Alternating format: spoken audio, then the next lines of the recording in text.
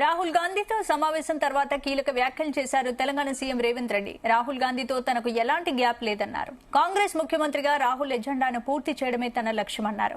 మంత్రివర్గ విస్తరణ తన ఒక్కడి నిర్ణయం కాదన్నారు. తనను ప్రశ్నించే పరిస్థితి ఎప్పుడు తెచ్చుకోనన్నారు. కొందరు తనపై దుష్ప్రచారం చేసి పైశాచిక ఆనందం పొందుతున్నారని సీఎం రేవంత్ రెడ్డి అన్నారు. జరిగిన కులగణనపై రాహుల్ గాంధీకి వివరించారని చెప్పారు.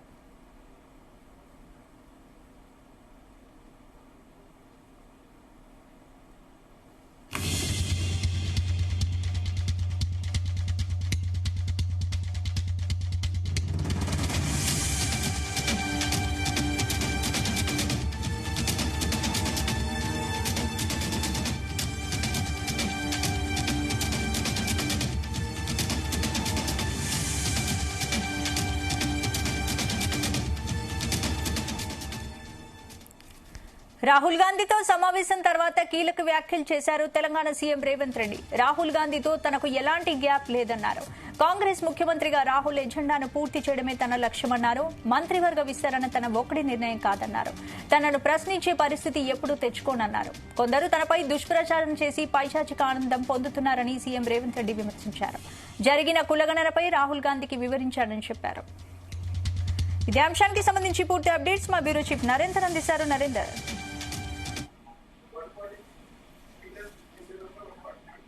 నరేందర్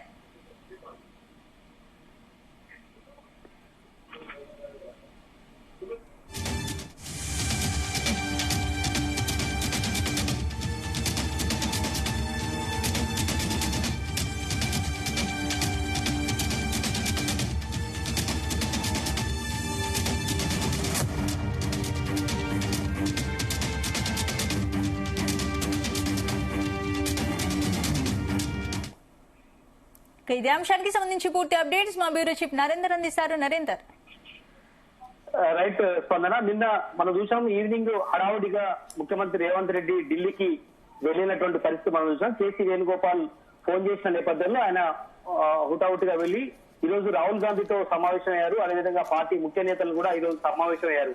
దాదాపు 2 గంటల పాటు సమావేశం అనంతరం బయటకు వచ్చి చిట్ చాట్ కూడా నిర్వహించారు ముఖ్యమంత్రి రేవంత్ రెడ్డి.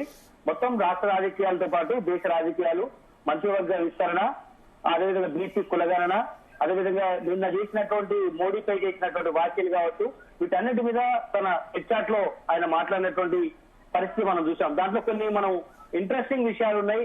ప్రధానంగా మంత్రివర్గ విస్తరణ గురించి మాట్లాడుకోవాలి. మంత్రివర్గ విస్తరణ అనేది నా ఒక్కరి చేతిలో లేదు, అధిష్టానం నిర్ణయం తీసుకోవాలి. కొంతమందికి నేను పడకపోవచ్చు, నేనంటే కొంతమందికి నచ్చుకోవచ్చు. ఇట్లా ఈ రకంగా మాట్లాడినటువంటి పరిస్థితి మనం చూస్తున్నాం. అదేవిధంగా మోడీ నిన్న మాట్లాడినటువంటి మాటలు ఏదైతే పుస్తకావిష్కరణ కార్యక్రమంలో కానీ బయట మాట్లాడినటువంటి వ్యాఖ్యల్లో కూడా బీసీ మొదటి నుంచి మోడీ బీసీ వ్యక్తి కాదు అని మాత్రమే అన్నాను తప్ప అలాంటి రాజకీయం ఏమి లేదని కూడా చెప్పే ప్రయత్నం చేశారు.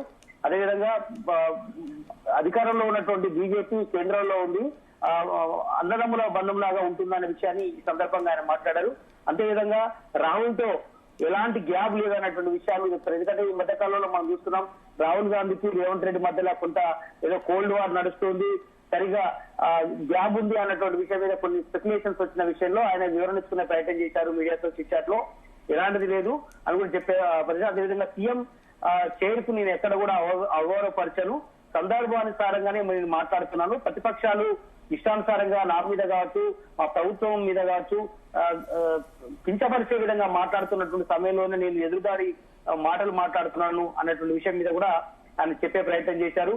ఖచ్చితంగా ఈ మంత్రివర్గ విస్తరణ విషయంలో కానీ రాష్ట్రంలో ఉన్నటువంటి ఈ వివిధ రకాల ఖాళీలు కావచ్చు, కార్పొరేషన్ చైర్మన్ కావచ్చు, ఇవన్నీ కూడా త్వరలోనే నింపాలని అనుకుంటున్నాం. సరైనటువంటి సమయం కోసం వెయిట్ చేస్తున్నాం అన్నటువంటి విషయాన్ని కూడా ఈ సందర్భంగా రాహుల్ తో భేటీ అయినంత అనంతరం కూడా చాలా అంశాలు కూడా మాట్లాడుకున్నాం. కానీ మంత్రివర్గ విస్తరణ అనేది ప్రస్తావన రాలేదు, కులగణన అంశం కూడా ప్రస్తావనకు రాలేదు అన్న విషయాన్ని ఆయన చెప్పే ప్రయత్నం చేశారు. దాదాపు 2 గంటల పాటు సమావేశమైన దాంట్లో చాలా అంశాలు కూడా ప్రస్తావనకు వచ్చాయి. వాస్తవానికి కొన్ని సీఎం బయటకు వచ్చి చిట్ చాట్ లో మాట్లాడారు, కొన్ని మాట్లాడలేని విషయాలు కూడా ఉన్నాయి కాబట్టి ఆయన కొన్ని మీడియాతో పంచుకున్నట్టుగా అర్థమవుతుంది. కానీ ఆయన మాట్లాడిన దాంట్లో మాత్రం ప్రధానంగా రాష్ట్రంలో ఫీడ్బ్యాక్ ఎట్లా ఉంది, పాలన ఎట్లాగా కొనసాగుతుంది, 6 గ్యారెంటీల విషయంలో జనానికి ఎట్లాంటి స్పందన వస్తుంది, బడ్జెట్ విషయంలో కానీ కొన్ని విషయాలు ప్రతిపక్షాలు కొంత గందరగోళం చేస్తున్నాయి కదా, దాన్ని ఎలా మీరు హ్యాండిల్ చేస్తున్నారు, ఇట్లాంటి అన్ని అంశాలు రాహుల్ గాంధీ అడిగి ఆయన దగ్గర నుంచి రాబట్టుకునే ప్రయత్నం చేశారు. వాటన్నిటి కూడా ఏ రకంగా రాష్ట్రంలో పాలన కొనసాగిస్తున్నాము అన్నటువంటి విషయం మీద చెప్పే ప్రయత్నం చేస్తున్నారు. కావాలనే కొంతమంది దుష్ప్రచారం చేస్తున్నారు బీసీ కులగణన అనే విషయాన్ని కూడా రాహుల్ గాంధీకి చెప్పినట్టు కూడా తెలుస్తోంది. మొత్తానికి కొందరు తనపై వ్యక్తిగతంగా కూడా దుష్ప్రచారం చేస్తున్న విషయాన్ని కూడా ఆయన ఇదే చిట్చాట్ లో కూడా మాట్లాడినటువంటి పరిస్థితి ఉంది. మంత్రులుగా విస్తరణ అనేది ఖచ్చితంగా ఉంటుంది, అది ఎప్పుడు అనేది టైం కలిసి రావాలి అన్న విషయాన్ని అయితే చెప్పారు. కనుక కొంతమందికి నేను ఇష్టమైనటువంటి వ్యక్తులకు ఇవ్వచ్చు, ఇష్టం కాని వ్యక్తులకు కూడా ఇవ్వచ్చు, అంతిమంగా అధిష్టానం నిర్ణయాన్ని బట్టి ఉంటుంది అనే విషయం ఆయన చెప్పే ప్రయత్నం చేశారు. కొందరు తనపై దుష్ప్రచారం చేసినా పైశాచిక ఆనందం పొందుతున్నా నాకేం అభ్యంతరం లేదనేటువంటి విషయాన్ని కూడా చెప్పే ప్రయత్నం చేశారు. కులగణనపై రాహుల్ గాంధీకి వివరించాను తప్ప సూర్యాపేట బహిరంగ సభ విషయం కూడా సందర్భంగా మాట్లాడారు. రాహుల్ గాంధీ ఇన్వైట్ చేయడానికి ఈ సందర్భం కూడా నేను లోపలికి వెళ్ళినప్పుడు మాట్లాడాను ఆ విషయం కూడా చెప్పారు. ఎందుకంటే త్వరలోనే రాహుల్ గాంధీతో భారీ బహిరంగ సభలో సౌత్ తెలంగాణలో పెట్టాలనుకుంటున్నారు. దీంట్లో సూర్యాపేటను మెయిన్ స్ట్రీమ్ గా అక్కడ భావిస్తున్నారు. మేజర్ అక్కడ బీసీ జనాభా రీత్యా కావచ్చు, లేదంటే సెంటర్ గా ఉంటుంది అనే ఉద్దేశంతో అక్కడ మీటింగ్ పెట్టాలనుకున్నారు. కాబట్టి అక్కడికి రాహుల్ గాంధీ ఇన్వైట్ చేయడానికి కూడా నరేందర్ మంత్రివర్గ విస్తరణ గురించి ఒక్కడి నిర్ణయం కాదని రేవంత్ చెప్తున్నారు. బట్ ఇప్పటికీ చాలా ఆలస్యమైంది కదా, అసలు విస్తరణ ఎప్పుడు ఉండొచ్చు, క్లారిటీ ఎప్పుడు వస్తుంది దీనిపైన? వాస్తవానికి స్థానిక సంస్థల ఎన్నికలు ఈ నెల లోపట్నే కంప్లీట్ చేయాల్సి ఉండే, కానీ నెలలో జరిగే అవకాశం లేదు. కాబట్టి మళ్ళీ రీసర్వే కోసం మరొక 15 రోజుల పాటు టైం తీసుకున్నారు. దానికి సంబంధించి మళ్ళీ దానికి కులగణనకు సంబంధించినటువంటి పాతదాన్ని ఇప్పుడు కొత్తదాన్ని మొత్తం కూడా క్రోడీకరించి ఈ 3.1% ఏదైతే చేయలేదో అది కూడా చేసిన తర్వాత ఫైనల్ గా అవుట్పుట్ వచ్చిన తర్వాత మళ్ళీ కేబినెట్ సమావేశం అవుతుంది. కేబినెట్ తర్వాత మళ్ళీ అసెంబ్లీ సమావేశం ప్రత్యేకంగా ఒక రోజు సమావేశం ఏర్పాటు చేసి దాని తర్వాత ఫైనల్ గా నిర్ణయం తీసుకునే అవకాశం ఉంటుంది. ఇదంతా జరగడానికి 2-3 నెలలు జరిగే అవకాశం ఉంది. కాబట్టి స్థానిక సంస్థలు తర్వాతనే మంత్రివర్గ విస్తరణ చేయాలి అన్నటువంటి ఆలోచన అయితే చేస్తున్నారు. కానీ అంతకంటే ముందు చేసే అవకాశం ఉందన్నటువంటి స్పెక్యులేషన్స్ మనం వింటున్నాం నిన్న నుంచి కూడా. అందుకనే ఢిల్లీకి రేవంత్ వెళ్లారు, కేసీ వేణుగోపాల్ పిలిపించారు అనే చర్చ కూడా జరిగింది. అదేవిధంగా రాష్ట్రానికి కొత్త ఇన్ఛార్జ్ కూడా వచ్చారు. ఈ మొత్తం వ్యవహారాలు కూడా ఆమె ముందు అన్ని వివరించినట్టు కూడా తెలుస్తోంది. రాష్ట్రంలో జరుగుతున్నటువంటి పరిణామాలు, కొంత మంత్రుల్లో కూడా అసంతృప్తి ఉంది, కొంతమందికి సరైనటువంటి.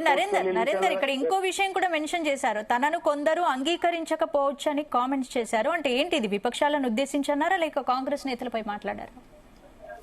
అంటే కొంతమందికి గతంలో మనం చూస్తున్నాం, ప్రజెంట్ కేబినెట్ లో సీఎం రేవంత్ రెడ్డి కాక 10 మంది మంత్రులు ఉన్నారు. ఆ 10 మంది మంత్రుల్లో గతంలో మనం చూసాం జూపల్లి కృష్ణారావు కావచ్చు, లేదంటే పొన్నం ప్రభాకర్ కావచ్చు, మిగతా కోమటిరెడ్డి వెంకటరెడ్డి గాని, ఉత్తమ్ కుమార్ రెడ్డి కావచ్చు, వీళ్ళందరూ గతంలో ఈయన టీడీపీలో ఉన్నప్పుడు కానీ, లేదంటే గతంలో సొంతంగా ఆయన వర్కింగ్ ప్రెసిడెంట్ గా ఉన్న సమయంలో కానీ, పిసిసి అధ్యక్షుడు ఉన్న సమయంలో కూడా కొంత వాళ్ళు ఎదురుగా మాట్లాడినటువంటి సందర్భం ఉంది. కొంత గ్యాప్ ఉంది, కానీ మంత్రులుగా కొనసాగుతున్నారు ఆయన కేబినెట్ లో. కనుక ఆయన సొంత కేబినెట్ లో ఉన్న వాళ్ళు కొంత యాంటీగా ఉండే అవకాశం ఉంది. అదే సమయంలో బయట ఉన్నటువంటి వాళ్ళు ఎట్లాగూ యాంటీగా మాట్లాడుతున్నటువంటి పరిస్థితి ఉంది. అవన్నీ కూడా నేను అవన్నీ పట్టించుకోను, ప్రభుత్వ పాలన మీద నేను దృష్టి పెడుతున్నానటువంటి విషయం మీద ఆయన ఫోకస్ పెడుతున్నారు.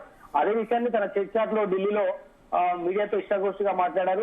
కనుక నన్ను ప్రశ్నించే పరిస్థితి ఎప్పుడూ తెచ్చుకోను, అందుకనే కొందరు నాపై దుష్ప్రచారం పదే చేస్తున్నారు, నేను పట్టించుకోను. కేవలం ఇప్పుడు 14 నెలల కాలాన్ని చూశారు, మరిన్ని నెలల్లో మరిన్ని కొన్ని సంక్షేమ పథకాలు రాబోతున్నాయనే విషయాన్ని కూడా ఆయన సందర్భంగా చెప్పారు.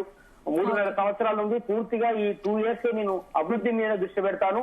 లాస్ట్ ఇయర్ మాత్రమే ఎలక్షన్స్ ఉంటాయి, అప్పటిదాకా పాలనపై చేస్తున్న 6 గ్యారెంటీల్లో సక్సెస్ఫుల్ గా నడుస్తుంది. పథకాలు తీసుకొచ్చాం, అవి కూడా ఇప్పటికే ఒక్కొక్కటి ఇవ్వడం జరుగుతుంది.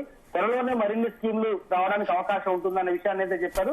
ఎవరు ఎలాంటి ఆందోళన పడాల్సిన అవసరం లేదు. రైతులు కావచ్చు, విద్యార్థులు కావచ్చు, నిరుద్యోగులు కావచ్చు, ఎప్పటికే నిరుద్యోగులకు పెద్ద ఎత్తున మేము 50,000 పైసలకు ఉద్యోగాలు నింపాము.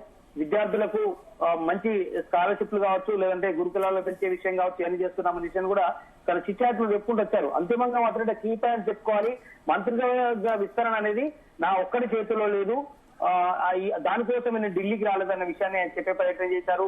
అదేవిధంగా నన్ను ప్రశ్నించే పరిస్థితి ఎప్పుడు తెచ్చుకోను అంటే ఇదంతా కూడా కొంత అధిష్టానం ఏదో మందలించిందన్న ఒక ప్రచారం అయితే జరుగుతుంది ఢిల్లీ సర్కిల్లో. కానీ అంతిమంగా మరింత సమాచారం అయితే మనకు రావాల్సిన అవసరం ఉంది.